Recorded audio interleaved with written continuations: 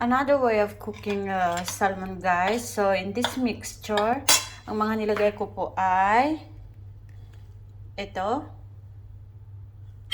tapos ito, tapos yan, tapos ito po, and ito, yan, garlic powder, salt syempre, tsaka olive oil po. So yan, pinaghalo-halo ko po dito.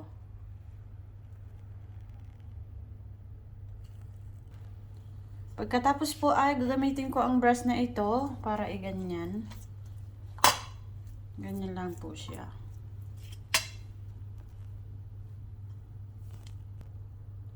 So, yan na po siya. Make sure na covered po lahat ng ingredients yung salmon para masarap po.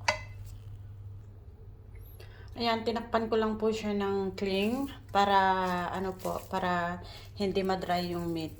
Marinate ng mga ilang minuto lang po para ma-absorb yung yung mga panlasa na nilagay natin. Then lulutuin na natin.